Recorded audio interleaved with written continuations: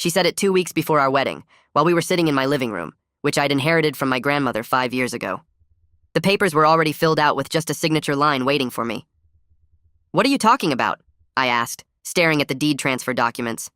Rebecca put her engagement ring on the coffee table between us. "It's simple. If you really love me, you'll prove it by putting the house in my name. Otherwise, we're done." We'd been together for 3 years and engaged for 8 months. The wedding was fully planned with 200 guests invited. "Rebecca, this house has been in my family for 60 years. Why would I sign it over to you?" She stood up and started pacing. "Because I need security. What if you leave me after we have kids? I'll have nothing."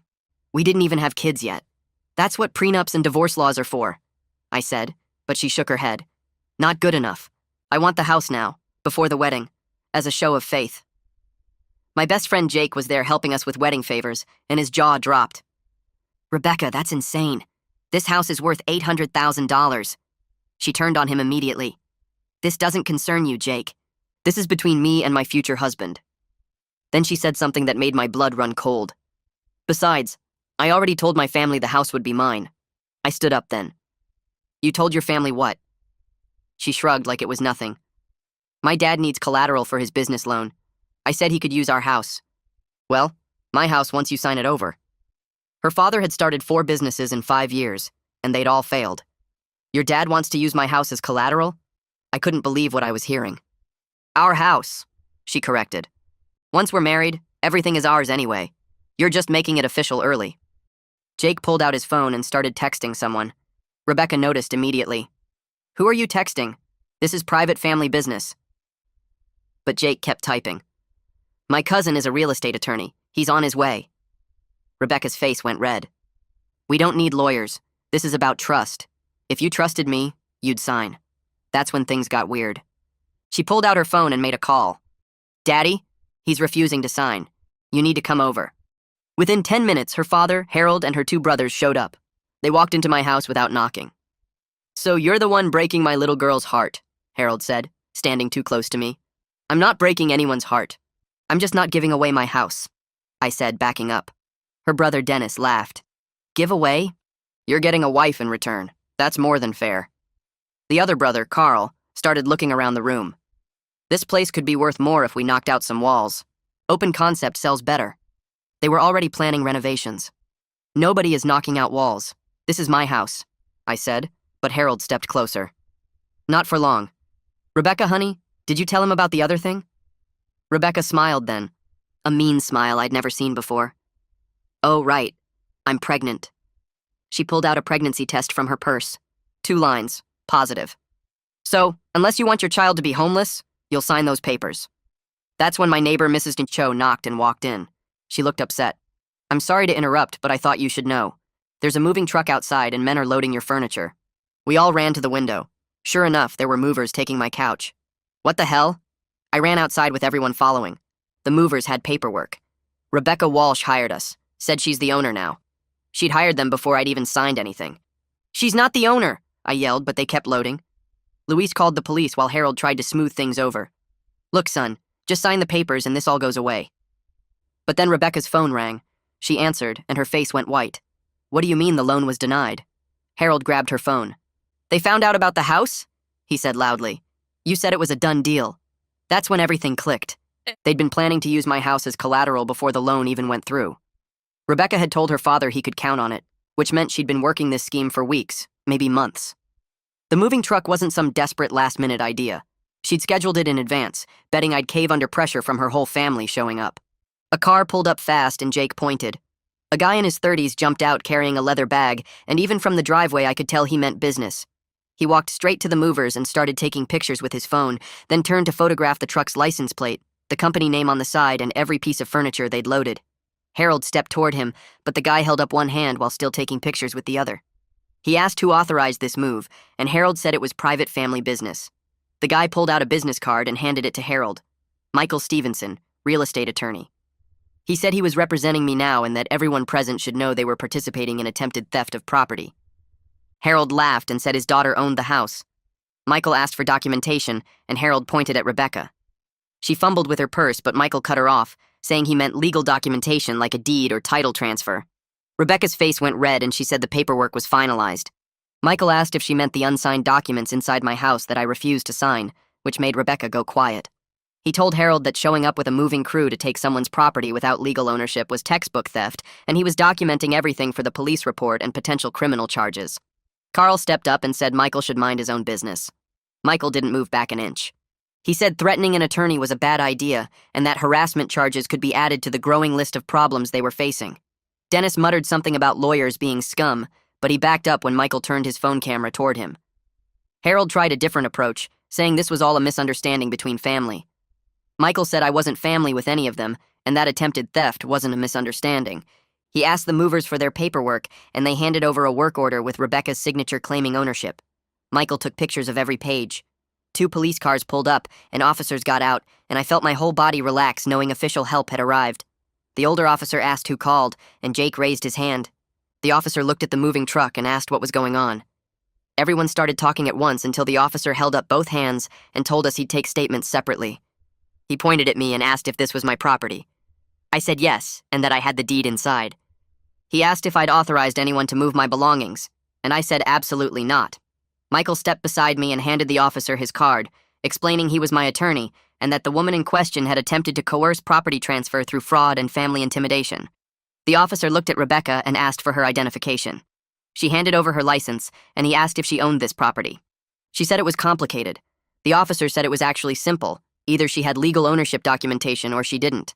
Rebecca said we were engaged and getting married in 2 weeks. The officer asked again if she had legal ownership documentation, and Rebecca went quiet. The other officer was talking to the movers, who kept pointing at their paperwork and shaking their heads. The first officer asked me to explain what happened, and I walked him through the whole thing, from Rebecca demanding I sign over my house to her family showing up to pressure me, to discovering the moving truck outside. Michael added that he'd arrived to find active theft in progress, and that the pregnancy claim appeared to be another manipulation tactic. The officer asked Rebecca if she was pregnant, and she said yes. He asked if she'd seen a doctor to confirm it, and she said not yet. Michael quietly mentioned that pregnancy tests could be faked or borrowed, which made Rebecca's face go white. The officer asked Harold for his identification and asked what his role was in this situation. Harold said he was just supporting his daughter. The officer asked if he knew the house wasn't legally hers when he helped arrange the moving truck. Harold started to answer, but stopped himself. The officer wrote something in his notebook. The second officer came over and said the movers confirmed they were hired by Rebecca Walsh 3 days ago and that she'd signed documents claiming ownership of the property. The first officer asked Rebecca if she'd told the moving company she owned my house, and she said she was going to own it. The officer said that wasn't what he asked. Rebecca said she might have told them it was her house. The officer explained that hiring movers under false pretenses to take someone else's property was fraud and theft. Rebecca started crying and said I'd promised her the house. The officer looked at me and I shook my head. Michael said there was no written agreement and that verbal real estate transfers were legally void. The officer told the movers they'd been hired under fraudulent circumstances and needed to return everything to the house immediately. The head mover looked relieved and said they'd suspected something was wrong when the paperwork seemed off. They started unloading my couch, and I watched Rebecca's family stand on the sidewalk looking lost. Harold made a phone call, talking fast and low. Dennis kicked at the ground. Carl stared at his phone. Rebecca sat on the curb with her head in her hands. The officers finished taking statements, and the first one told me Michael said he'd already planned to file for a temporary order within the hour. The officer approved and said it was a smart move. He told Rebecca and her family they needed to leave my property immediately and not return. Harold tried to argue, but the officer cut him off, saying they could all be arrested for trespassing if they didn't leave now. They walked to their cars slowly, Harold still on his phone, and I watched them drive away. The movers finished unloading everything and apologized for the confusion. I told them it wasn't their fault and tipped them for their trouble, which seemed to surprise them. Michael stood with me on the driveway as the truck pulled away. He said we needed to move fast on the restraining order and that he'd have emergency paperwork filed before the courthouse closed. I asked how long that would take, and he said 2 hours maximum. He asked if I had somewhere safe to stay tonight in case Rebecca or her family tried to come back. I said I'd call my sister. Michael squeezed my shoulder and said I'd done everything right by not signing those papers and by calling for help immediately. He left to file the paperwork, and Jake stayed with me while I called Hannah. She answered, and I watched her face change. She was still standing there on the driveway. The phone was pressed to her ear. Harold was pacing behind her. Dennis and Carl were leaning against their car. Jake stood beside me. Mrs. Cho had gone back to her house. The movers were finishing up. Rebecca said something into the phone and hung up. She looked at Harold. He stopped pacing. She shook her head. He kicked the ground. Dennis asked what happened. Rebecca said the bank called about the loan. They wanted to verify the collateral. They'd found out the house wasn't actually hers yet. Harold started yelling at her. She yelled back. Carl tried to calm them down. Jake touched my arm. We went back inside. The house felt different now, like it wasn't really mine anymore, even though nothing had changed legally. I walked through the rooms. Everything was back where it belonged. The couch, the chairs, the coffee table. But I kept seeing Rebecca's family planning renovations, knocking out walls, using my house as collateral. I went upstairs to the bedroom. Rebecca's clothes were still in the closet. Her makeup was in the bathroom. Her books were on the nightstand. 3 years of her life mixed with mine. I opened the closet and started pulling her things out. Dresses, shirts, pants, shoes. I piled them on the bed. Jake came upstairs. He helped me carry armfuls of clothes downstairs. We put everything in garbage bags. Rebecca's phone charger, her laptop, her jewelry box, everything. That's when I found it. A folder in the back of her closet. Behind the winter coats she never wore. I opened it. The first page was a printout from a real estate website. My address. The estimated value. $800,000. The next page showed recent sales in the neighborhood. Comparable houses, their prices. Someone had highlighted the highest ones. Then there were notes. Handwritten. Rebecca's handwriting. I recognized it from birthday cards and grocery lists. The notes listed Harold's business loan requirements. How much he needed. What kind of collateral the bank wanted. There were dates. This went back 6 months. 6 months before she'd asked me to sign over the house. Before she'd even brought it up. Jake looked over my shoulder. He swore under his breath. I kept flipping pages. There were copies of my grandmother's obituary, articles about inheritance law, information about property transfers, a timeline, written in Rebecca's neat script, when we'd gotten engaged, when the wedding was planned, when she'd approach me about the house, when Harold would apply for the loan. It was all planned, every single step. My hands shook. I sat down on the floor. Jake sat beside me. He didn't say anything. What was there to say? The woman I'd planned to marry had been researching how to steal my house for half a year. I thought about every conversation we'd had, every time she'd asked about my grandmother, about the house, about my family. She'd been gathering information, building her case, planning her move. I felt sick, actually sick. My stomach turned. I ran to the bathroom. Jake followed. I threw up. Everything from the last few hours came up. When I finished, Jake handed me a towel. I washed my face, looked in the mirror. The guy looking back at me looked tired, older somehow, like he'd aged years in one afternoon. We went back downstairs. Jake called Michael, told him about the folder. Michael said he was coming back over. He arrived 20 minutes later. I showed him everything. He photographed each page. He arranged them on the coffee table, the real estate printouts, the loan requirements, the timeline, the research about inheritance law. He looked at me. This was premeditation, clear and obvious. He pulled out his phone, called someone, asked them to come over, said it was important. 30 minutes later, another man showed up. Michael introduced him as Brendan, his law partner. Brendan specialized in fraud cases. He looked at the folder, studied each page, asked me questions. When did Rebecca move in? When did she get access to the house? When did I tell her about my grandmother? When did we get engaged? I answered everything. Brendan took notes. He looked at Michael. This was good. Really good. The folder showed clear planning. The moving company hired in advance. The family's coordinated pressure. The fake pregnancy test timed perfectly. This wasn't a relationship dispute. This was attempted theft, fraud, conspiracy. He thought the DA would be very interested. Cases like this didn't come along often. Everything was documented. The evidence was clear. Rebecca had made it too easy. Brendan said he'd contact the detective tomorrow, show him everything. This changed the case significantly. Michael agreed. He told me to keep the folder safe. Don't let Rebecca know I'd found it. Don't mention it to anyone except law enforcement. This was evidence now. Important evidence. They left around 7. Jake stayed. He ordered pizza. We sat in the living room eating, not talking much. My phone kept buzzing. Text messages, phone calls. I looked at the screen. Friends asking about the wedding, asking if everything was okay, asking what happened. I didn't answer. Didn't know what to say. How do you explain this? Jake's phone buzzed too. He looked at it, frowned, showed me the screen. It was a Facebook post. From Rebecca. I read it. My hands started shaking again. She was claiming I was abusive. that I'd threatened her, that she'd barely escaped, that her family had to rescue her belongings while I was being violent and controlling. The post had already been shared 15 times. Comments were piling up. People saying they were sorry, saying they'd had no idea, saying they were glad she got out safely. Jake scrolled down. There were more posts. Rebecca's friends sharing her story, adding their own comments, saying they'd always thought something was off about me, that I'd isolated her, that they were worried but hadn't known how to help.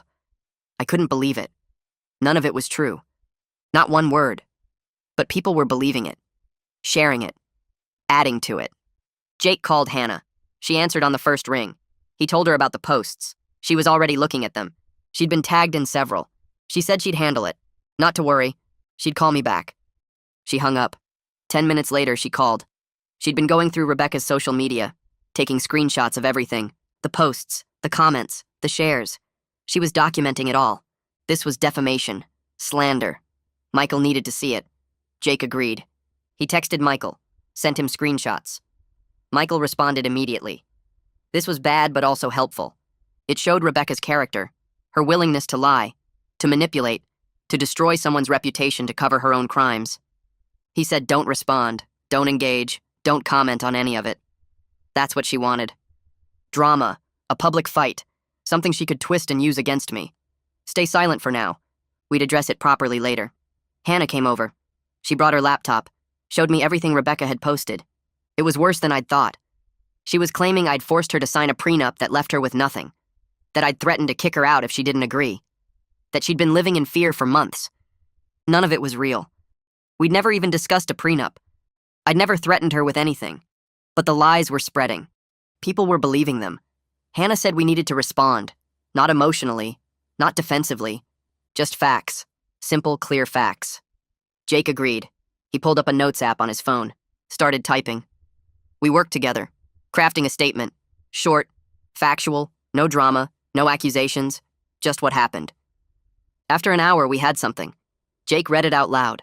It explained that I'd discovered Rebecca attempting to fraudulently transfer my inherited family home to her name, that legal proceedings were underway, that I wouldn't be commenting further, that I asked for privacy during this difficult time. Hannah said it was good, professional, calm, not defensive, just truthful. I copied it into my own notes app, sent it to Michael, asked if it was okay to post. He called me back, read through it, made 2 small changes, removing anything that could be seen as accusatory, keeping it purely factual. He approved it, said post it now. The longer Rebecca's version was the only version out there, the more damage it would do.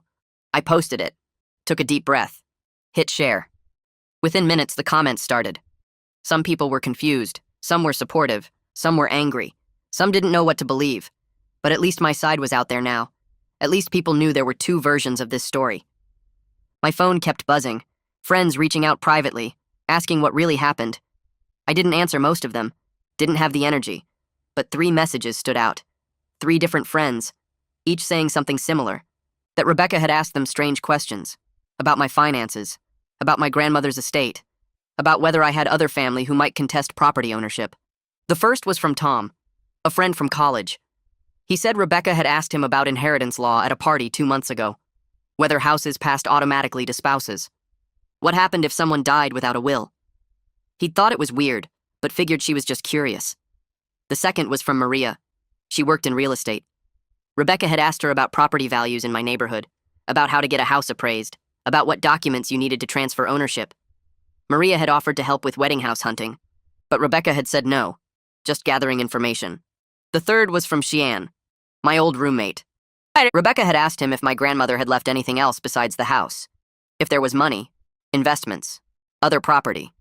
Xian said he'd told her he didn't know, that it seemed like a private question, that he'd felt uncomfortable. I showed the messages to Jake and Hannah. They looked at each other. This was a pattern. Rebecca hadn't just researched my house, she'd interviewed my friends, gathered intelligence, built a complete picture of my assets. Hannah said we needed to forward these to Michael. He needed to see how calculated this was, how long she'd been planning it. I sent him screenshots of all 3 conversations. He responded fast. This was helpful. Very helpful. It showed premeditation across months, not just the folder, but active investigation, questioning multiple people, building a comprehensive understanding of what I owned. The next morning, my phone rang. Unknown number. I almost didn't answer. But something made me pick up. A man's voice asked if I was me. I said yes. He said his name was Clay Norton.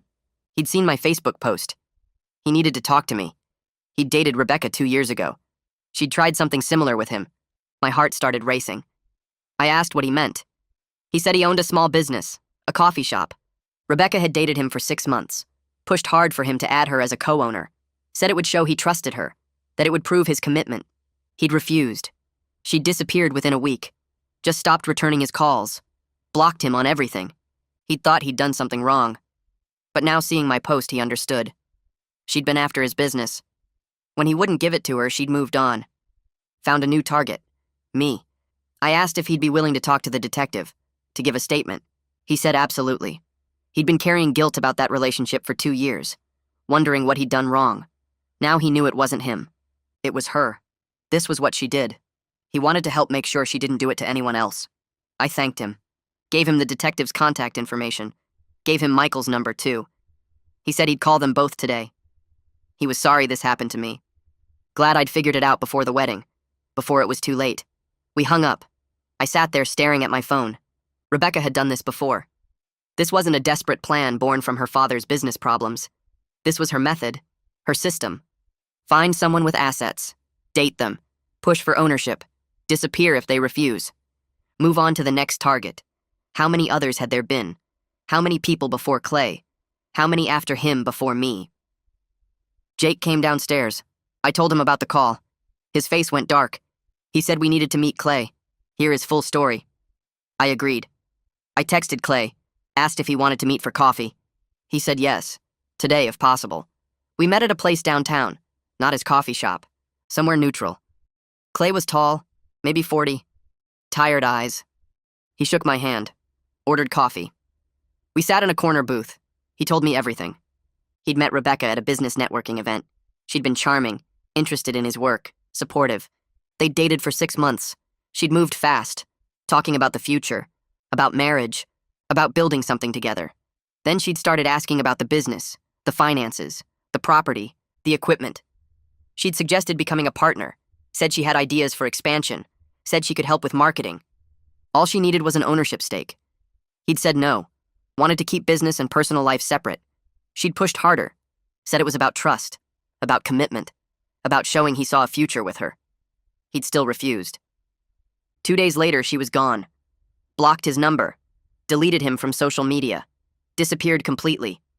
He'd been confused, hurt, thought he'd somehow ruined everything. But now he understood. She hadn't wanted him.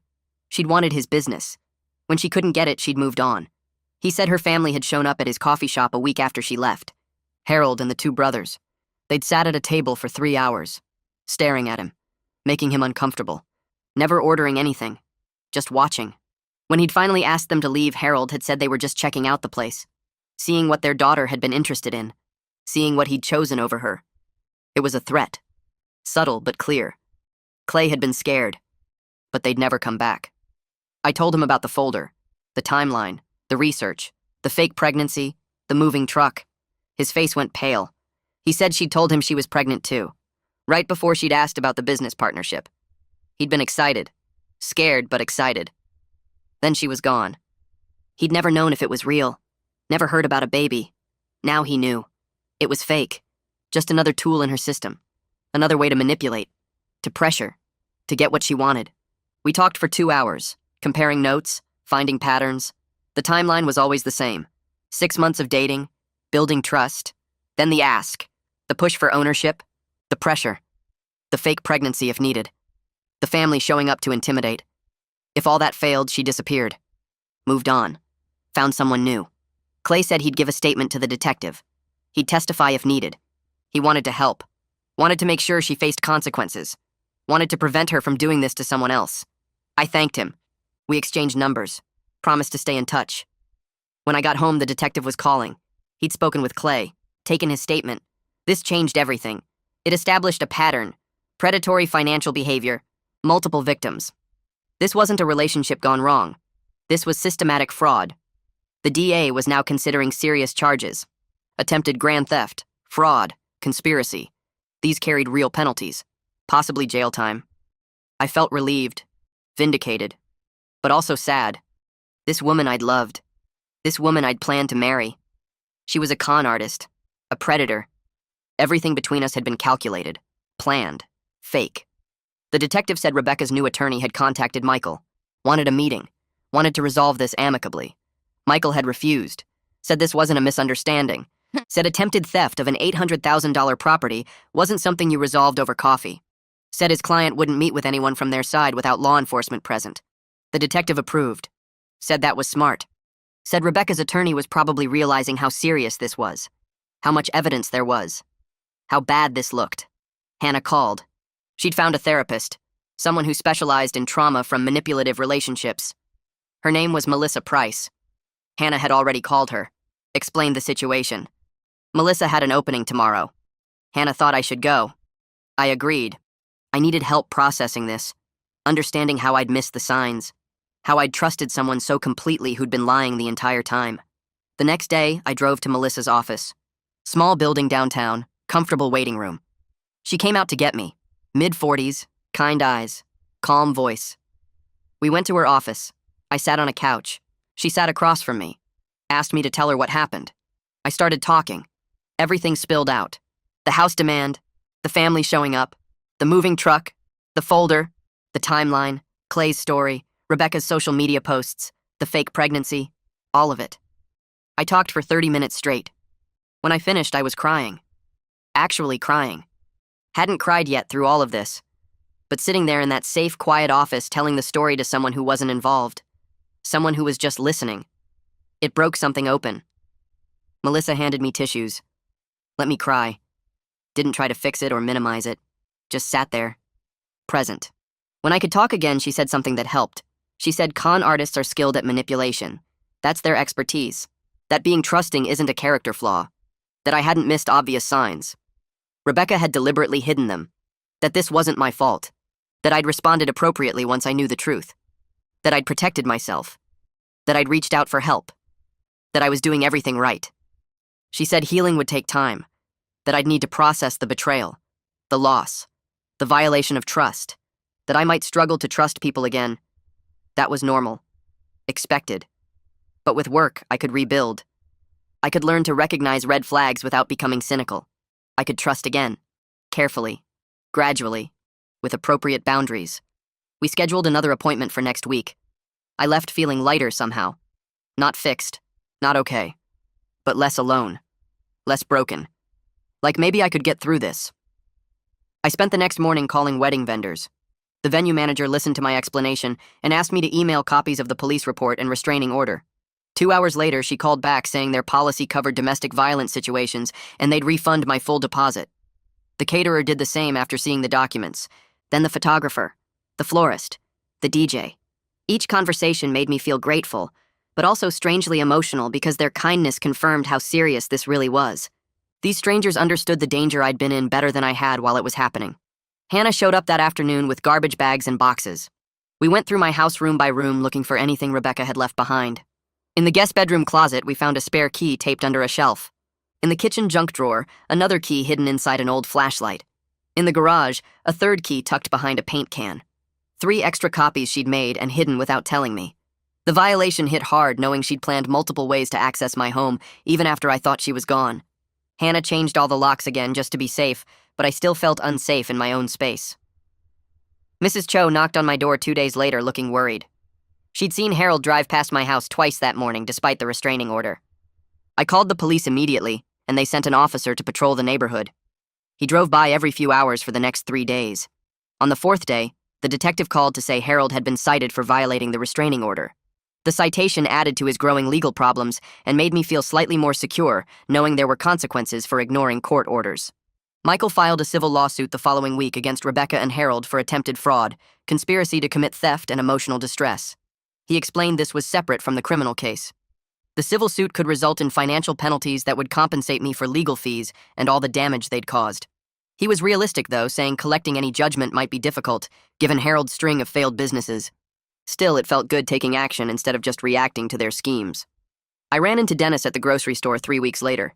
He approached me aggressively in the produce section, saying I was ruining his sister's life over nothing and I should be ashamed. I stayed calm and told him he was violating the restraining order that covered the whole family. Then I pulled out my phone and called the police right there while he stood frozen, realizing his mistake. He hurried away, leaving his shopping cart in the middle of the aisle. I waited until an officer arrived and gave a statement while other shoppers stared. The detective called the next day, saying Dennis's violation had been caught on the store's security cameras. They were charging him, which might finally convince the family to take the legal situation seriously. He also mentioned Rebecca had been uncooperative in interviews. She maintained that she believed the house was going to be hers and that I was lying about not promising it to her. Her version of events contradicted everything, including her own family's statements, which made her look worse. Jake and Hannah staged an intervention that weekend. They insisted I needed to do something fun instead of obsessing over legal documents every evening. We went to a baseball game and I actually enjoyed myself for a few hours. Jake told terrible jokes about the umpire's eyesight. We ate overpriced hot dogs and nachos. Hannah spilled soda on her shirt and laughed about it. For those few hours, I felt almost normal, like my life wasn't consumed by fraud investigations and restraining orders. Michael called the following Tuesday with an update. Harold's bank had filed a complaint with state regulators about his loan application because he'd submitted fraudulent collateral documentation. This created additional legal problems for Harold separate from what Rebecca did. The family's financial situation was apparently falling apart rapidly. Michael said Harold's business partners were distancing themselves from him now that his fraud was public record. Everything was catching up with them. A handwritten letter arrived in my mailbox that Thursday.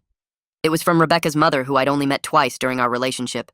She apologized for her family's behavior and said she had no idea what they were planning. She explained she was filing for divorce from Harold because this situation revealed problems in their marriage she'd been ignoring for years. She hoped I could find peace and healing. The letter surprised me because she seemed genuinely sorry, unlike her husband and children who still acted like victims. The DA's office scheduled a meeting with me 2 weeks later to discuss the criminal case. Brendan came with me to make sure I was protected. The prosecutor was a serious woman in her 50s who didn't waste time on small talk. She explained they were offering Rebecca a plea deal. Plead guilty to attempted fraud and conspiracy, accept probation and restitution, or go to trial where they'd pursue maximum penalties, including jail time. She laid out both options clearly and asked what outcome I wanted. I told the prosecutor I wanted whatever kept Rebecca from doing this to anyone else. She nodded and made notes on her legal pad. She explained that Clay's testimony about the previous scheme made everything stronger because it showed a pattern. Rebecca had done this before and would probably do it again if she got away with it. The prosecutor thought Rebecca would take the plea deal instead of going to trial where a jury would hear about her trying to steal my house. She said juries didn't like people who tried to con their way into other people's homes, especially family homes that had been passed down through generations. I asked what would happen if Rebecca refused the plea and wanted a trial instead. The prosecutor smiled slightly and said they had security camera footage from the moving truck, text messages between Rebecca and her father about the collateral scheme, and Clay's testimony about her previous attempt with him. She said it was one of the strongest fraud cases she'd seen in years because Rebecca had left such a clear trail of evidence. I felt relieved hearing that because part of me worried she might somehow talk her way out of consequences, like she'd talked her way into my life. Brendan added that the criminal case would help with our civil lawsuit because a guilty plea meant Rebecca couldn't deny what she did when we went after financial damages.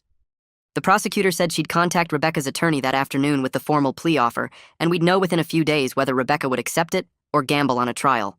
Michael called me 3 days later while I was at work. Rebecca's attorney had contacted the DA's office that morning to accept the plea deal. I stepped outside into the parking lot to hear the details better. The terms included 2 years of probation, where she'd have to check in regularly with a probation officer and follow strict rules. She had to complete 500 hours of community service, which Michael said would take her months to finish. She also had to attend mandatory counseling sessions to address whatever made her think stealing someone's house was acceptable behavior. The restitution part meant she owed me $15,000 for all my legal fees, and she had to pay it back over the course of her probation.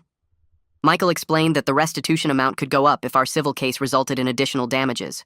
The best part was that this would create a permanent criminal record that would show up whenever someone ran a background check on her. Future employers would see it.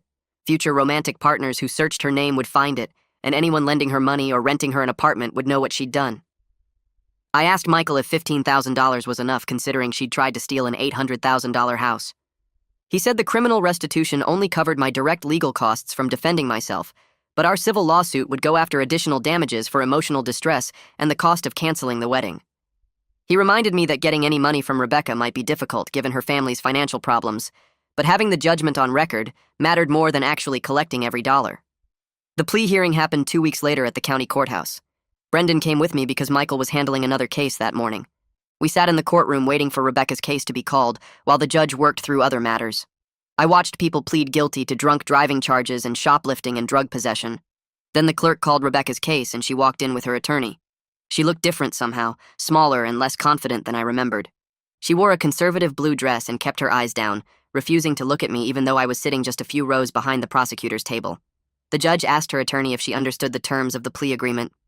Her attorney confirmed that she did and that she was entering her plea voluntarily. Then the judge asked Rebecca directly if she understood what she was pleading guilty to. She had to state out loud that she'd attempted to fraudulently claim ownership of my house and had conspired with her family to pressure me into signing over the deed. Her voice came out as barely more than a whisper when she said yes. The judge made her repeat it louder so the court reporter could hear properly. Hearing her admit what she'd done in an official legal proceeding felt surreal after weeks of her family claiming I was lying or overreacting. The judge asked if she understood the seriousness of attempting to steal someone's home through fraud and deception. Rebecca whispered yes again in a voice I barely recognized. It wasn't the confident, demanding voice that had told me to sign over my house or the relationship was over. The judge accepted her plea and imposed the sentence terms we'd already agreed to, then warned her that any violation of her probation would result in jail time. Rebecca nodded and signed the paperwork her attorney handed her. The whole hearing took less than 15 minutes, but I felt like I could finally breathe properly for the first time in weeks. Hannah came over that weekend with paint samples and decorating magazines. She said it was time to make my house feel like mine again, instead of the place where my relationship fell apart. We started with the living room where Rebecca were chosen neutral beige colors that she claimed would appeal to buyers if we ever sold. I picked a deep blue color I'd always liked, but Rebecca had vetoed as too bold. Hannah helped me move furniture away from the walls, and we spent Saturday afternoon painting.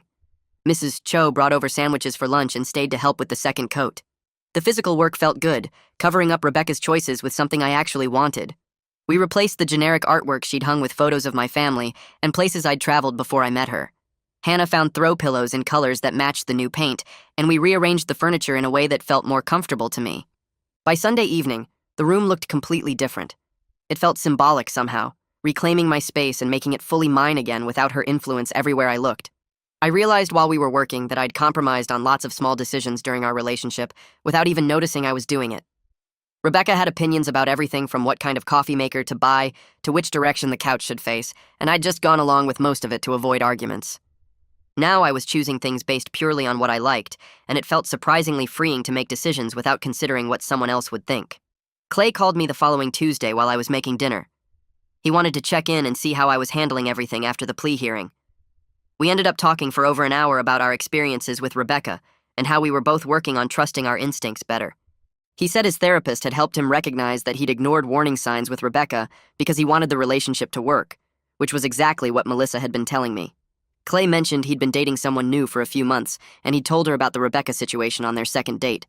He said he figured if she was going to run away scared, better to know early rather than invest more time and emotion.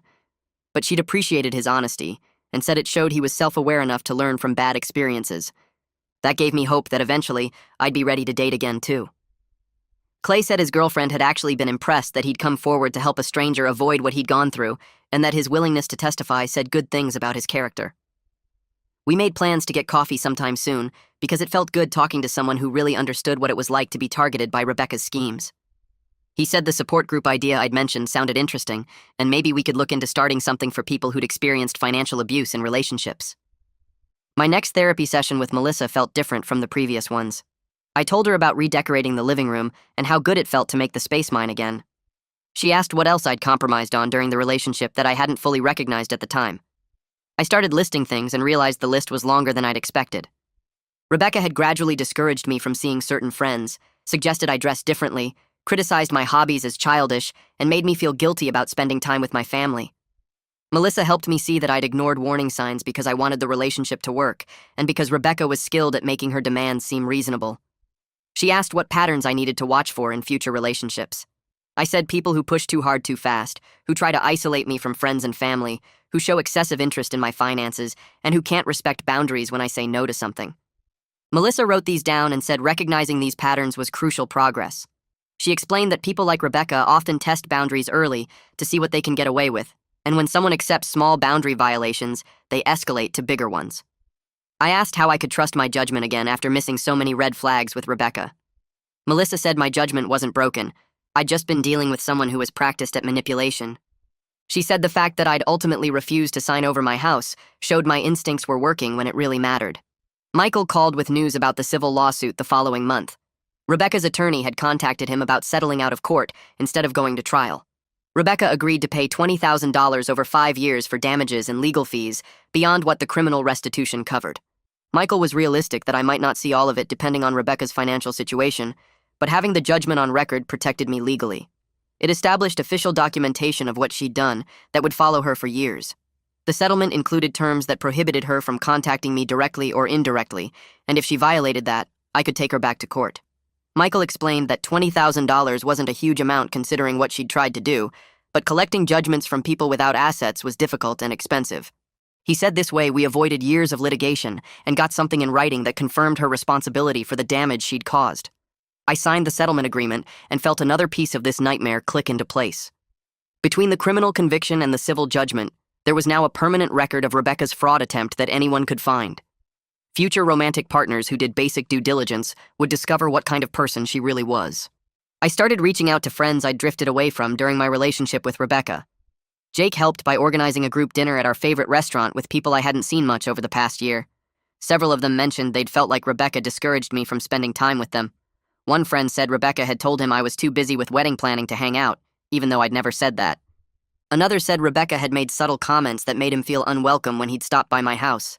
I felt embarrassed that I hadn't seen what was happening at the time, but everyone was understanding and just happy to have me back in their lives more regularly. We made plans to do game nights like we used to before Rebecca convinced me those were immature. One friend admitted he'd tried to warn me that Rebecca seemed controlling, but I'd gotten defensive and he'd backed off rather than damage our friendship.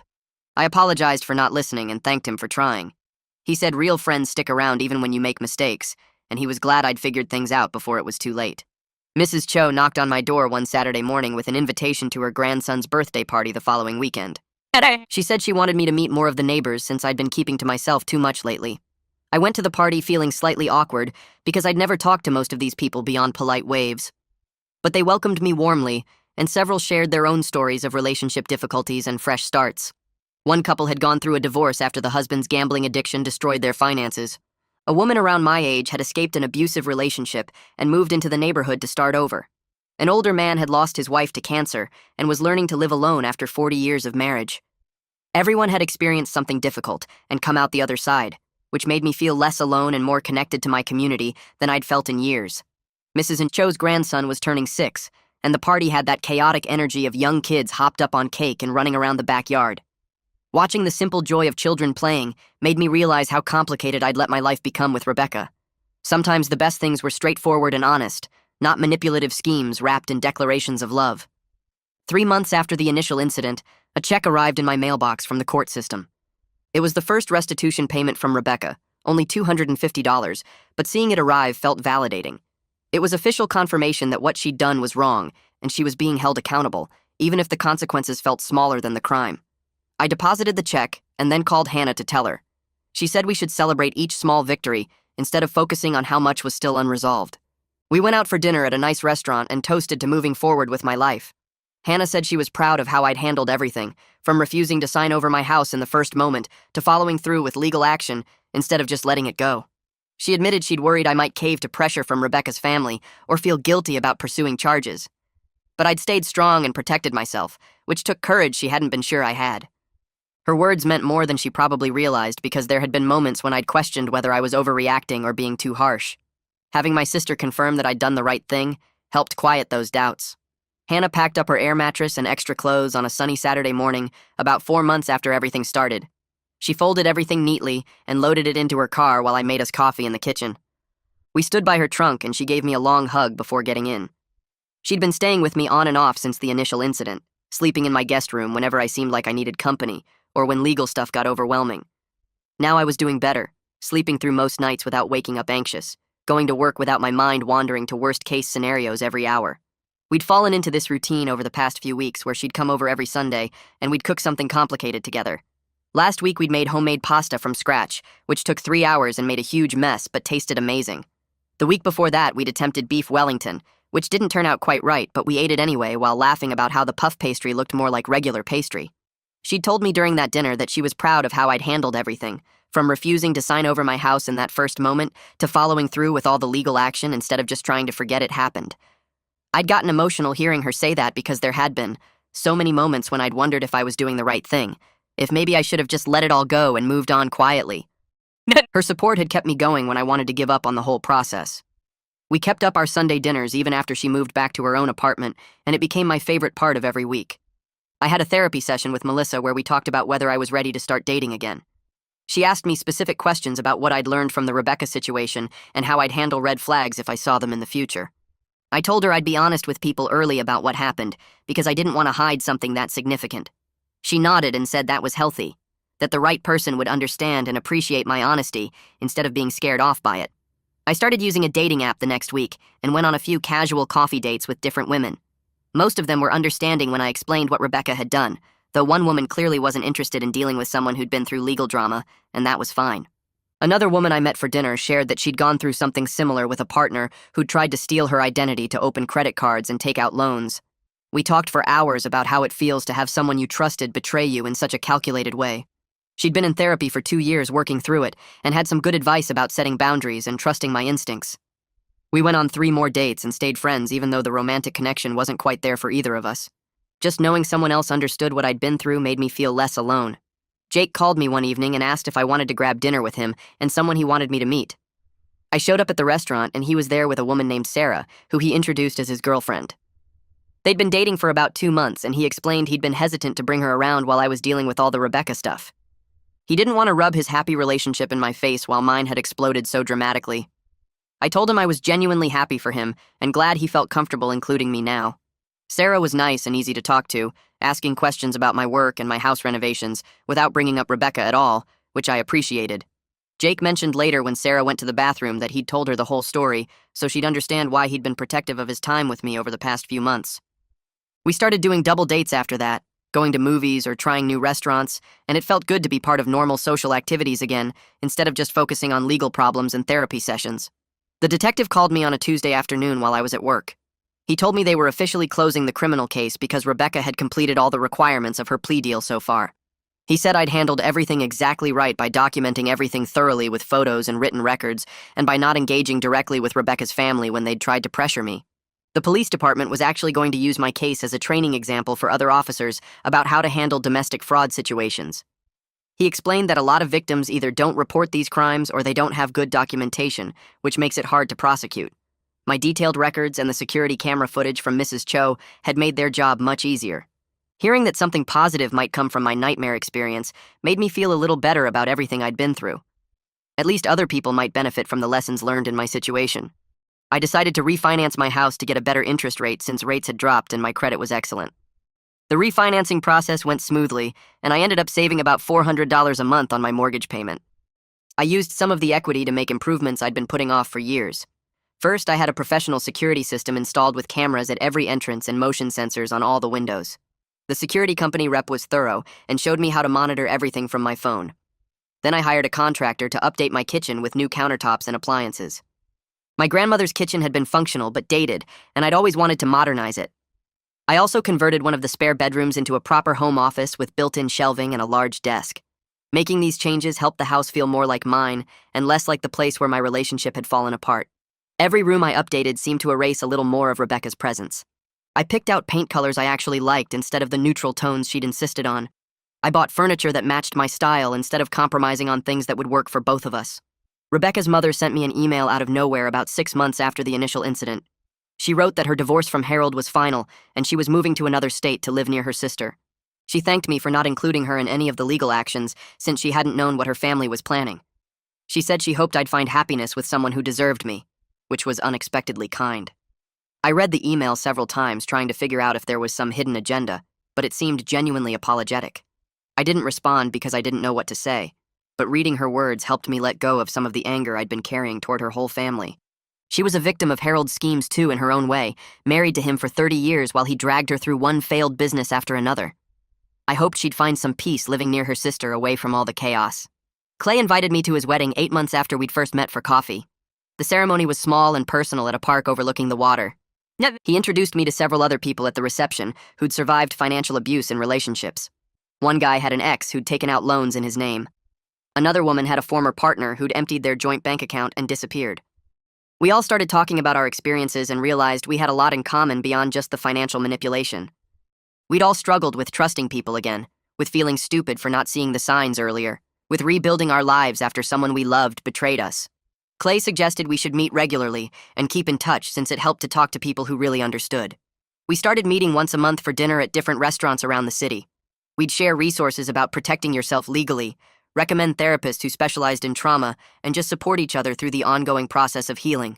What had been the worst experience of my life was turning into something that helped other people going through similar situations. That transformation felt meaningful in a way I hadn't expected.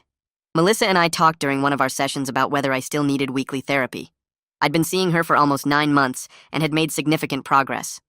She pointed out that I'd processed the betrayal in healthy ways instead of letting it make me bitter or cynical. I'd rebuilt my support system by reconnecting with old friends and strengthening my relationship with Hannah. I'd established better boundaries and learned to recognize red flags I'd missed before. I was dating again with appropriate caution instead of either avoiding relationships completely or jumping in too fast. She suggested we transition to monthly check-ins instead of weekly sessions since I was doing so well. I felt proud hearing her list everything I'd accomplished because there had been times when I'd wondered if I'd ever feel normal again. We scheduled our next appointment for 4 weeks out, and I left her office feeling lighter than I had in months. I met someone named Natalie at a friend's birthday party. We ended up talking for hours in the corner while everyone else played games and danced. She was funny and smart and easy to be around. We discovered we both loved hiking and trying new restaurants and old science fiction movies. She told me about her job as a teacher, and I told her about my work. We exchanged numbers at the end of the night and texted back and forth for the next few days. On our third date over dinner at an Italian place, I told her about the Rebecca situation. I explained the whole story from the deed transfer documents to the moving truck to the legal proceedings. She listened carefully without interrupting, and when I finished, she thanked me for trusting her with something so personal. She said she appreciated my honesty, and that what I'd been through sounded horrible, but also showed I had good boundaries and knew how to protect myself. Her reaction felt like a green flag I was now equipped to recognize. Someone who dismissed my experience or made it seem like no big deal would have been a warning sign. Someone who listened and validated what I'd been through while still wanting to keep getting to know me was exactly what I needed. Natalie and I kept dating, and she never pushed me faster than I was comfortable going. We took things slow, and I appreciated her patience. Sometimes I'd get anxious about trust or commitment, and she'd just listen and give me space to work through it. She met Hannah and Jake after we'd been dating for about 3 months. We all went out to dinner together, and I could tell they were trying to figure out if she was good for me. By the end of the night, both of them were smiling, and Hannah texted me later saying she really liked Natalie. Jake called the next day and said he approved, which made me laugh because I hadn't asked for his approval, but I was glad to have it anyway. Natalie got along with my friends naturally without trying too hard. She asked them questions about their lives and remembered details they'd mentioned in previous conversations. She fit into my life in a way that felt easy and right.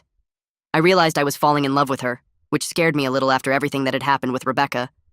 But this felt completely different. Natalie respected my boundaries and valued my well-being. She never made me feel like I had to prove my love through grand gestures or giving up things that mattered to me. She just wanted to build something real together, at whatever pace felt right for both of us. I opened the envelope with Natalie sitting beside me on the couch. The letter came through Rebecca's attorney on thick paper with an official letterhead. I read the first paragraph where Rebecca wrote that therapy helped her understand how wrong her actions were. She apologized for trying to steal my house and for all the manipulation. The words sounded genuine but felt distant, like hearing about someone else's life.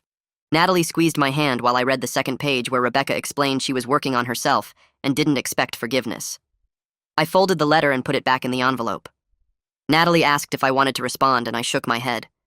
The apology was nice, but it didn't change anything or make me want contact with Rebecca. Natalie nodded and said that made complete sense. We threw the letter in the recycling bin and went to make dinner together. A year after everything started, Jake called to tell me he heard Harold's business declared bankruptcy. I asked how he knew, and he said one of his clients worked at the courthouse. Harold and his sons were working regular jobs now, according to Jake's source. Dennis was doing construction work, and Carl was managing a restaurant. Harold himself was selling insurance. I felt satisfied knowing there were real consequences for their actions. At the same time, I felt sad it took losing everything for them to stop running schemes. Maybe they learned something from hitting bottom. Maybe they were just waiting for the next opportunity. I didn't know, and I didn't need to know. Their lives weren't my problem anymore. 18 months after our first date, I planned something special for Natalie. I cleaned the living room where the whole nightmare with Rebecca had started. I bought flowers and candles and set them up around the room. Natalie came over after work and looked confused when she saw the setup. I took her hand and led her to the spot where Rebecca had put those deed transfer papers on the coffee table. I got down on one knee and pulled out the ring I'd been hiding for 2 weeks. I told Natalie she made me believe in love and partnership again. I asked her to marry me in the same room where my worst relationship ended because I wanted my grandmother's house to witness something beautiful. Natalie said yes before I finished talking. She pulled me up, and we both started crying. Happy tears this time. We stood there holding each other while the candles flickered, and I felt grateful my life had led me to this moment. The house that caused so much trouble was now the place where my real future began. We planned a wedding completely different from what I'd organized with Rebecca. 50 guests instead of 200. A small restaurant instead of a big hotel ballroom. We focused on people who actually mattered to us, rather than trying to impress everyone we'd ever met. Hannah agreed to be my best person and spent weeks helping us with details.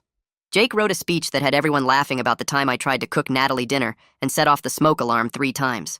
Mrs. Cho caught the bouquet even though she insisted she wasn't trying.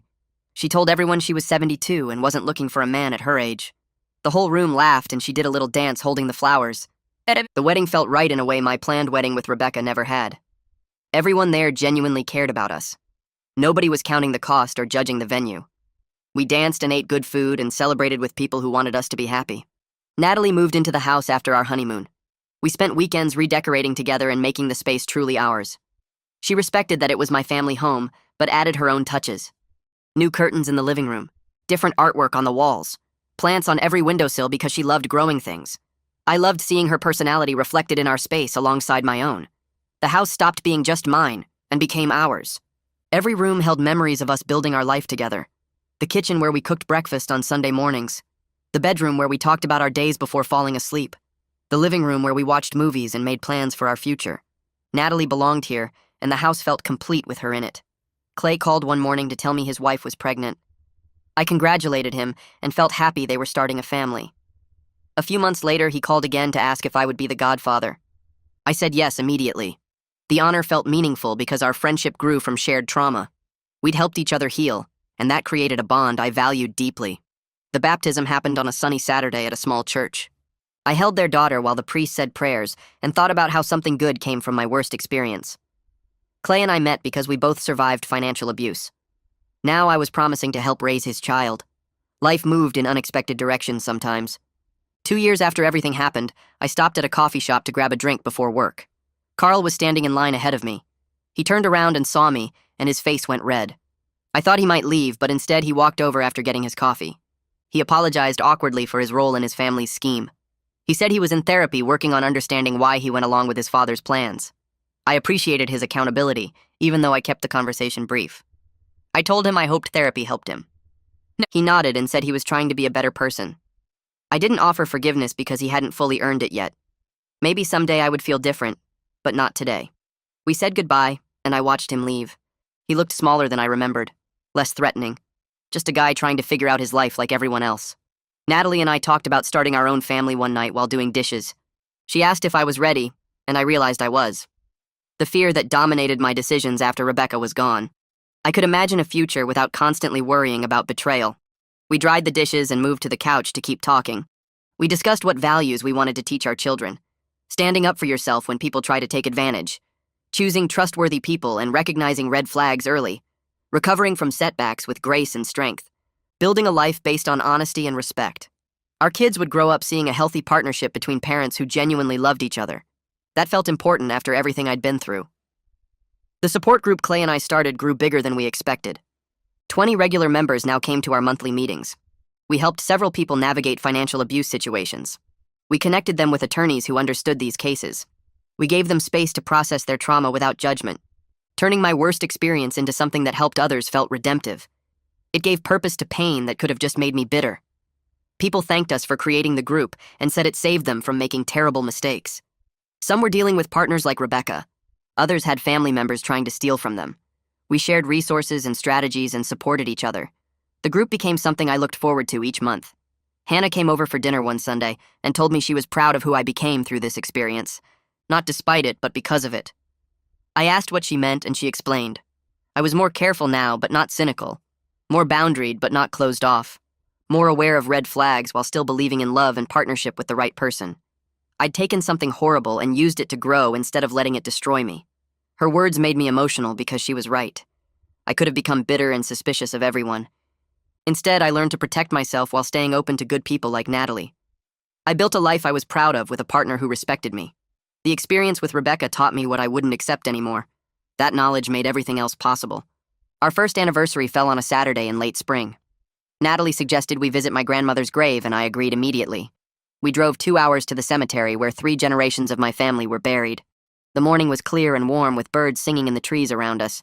I brought flowers, and Natalie carried a blanket we spread on the grass near the headstone.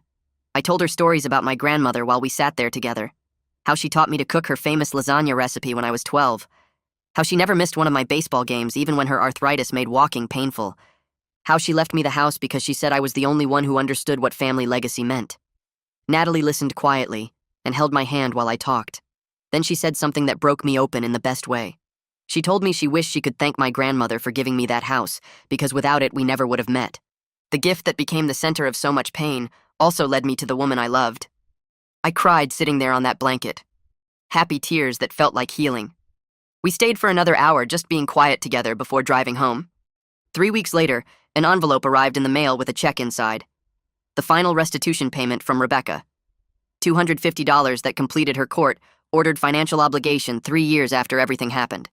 I stared at that check for a long time before depositing it at the bank. Then I took Natalie out to dinner at the nice Italian place downtown. We ordered wine and pasta and tiramisu for dessert. When our glasses were full, I raised mine and suggested we toast to closure.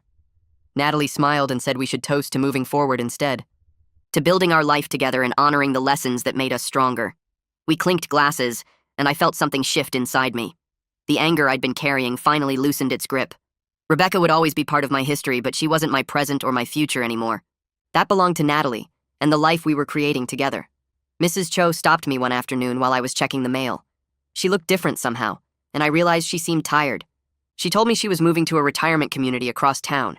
Her daughter thought it was time, and honestly, she was ready for less maintenance and more activities with people her age.